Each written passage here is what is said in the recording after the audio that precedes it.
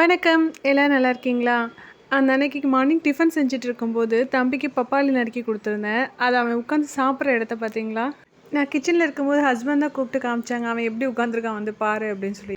Morning பிரேக்ஃபாஸ்ட்டுக்கு இட்லியும் கடலை மாவு சாம்பாரும் தான் வச்சுருந்தேன். இந்த கடலை மாவு சாம்பார் வந்து ரொம்பவுமே சிம்பிள் தான்.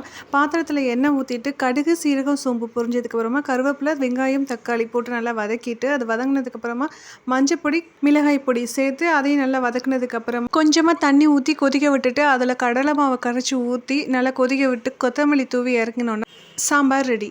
இந்த சாம்பார் வந்து இட்லி, தோசை 2க்குமே நல்லாயிருக்கும். என் ஹஸ்பண்டுக்கு வந்து தோசைக்கு தான் ரொம்ப பிடிக்கும். அதனால அன்னைக்கு தோசை தான் ரெடி பண்ணியிருந்தேன்.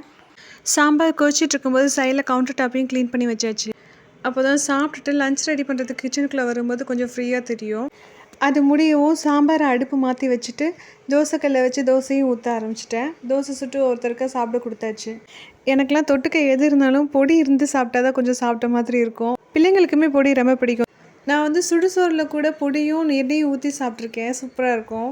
சாப்பிட்டு முடிச்சதுக்கப்புறமா லஞ்சுக்கு ஃபிஷ்ஷு தான் எடுத்திருந்தோம். அதையுமே க்ளீன் பண்ணி ரெடி பண்ண ஆரம்பிச்சிட்டேன். எப்போவுமே ஃபிஷ் ஃப்ரைக்கு வந்து நான் மிளகாய் பொடி, உப்பு மட்டும்தான் சேர்ப்பேன்.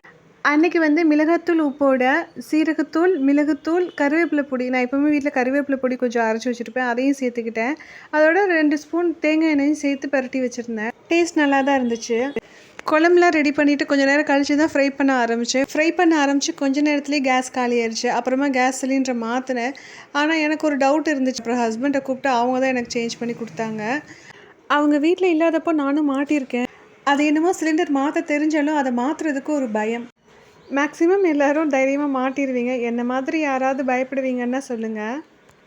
இந்த வீடியோ உங்களுக்கு பிடிச்சிருக்கும்னு நினைக்கிறேன். பிடிச்சிருந்தா ஒரு லைக் பண்ணுங்கள். அடுத்த ஒரு வீடியோவில் பார்க்கலாம். வரேன்.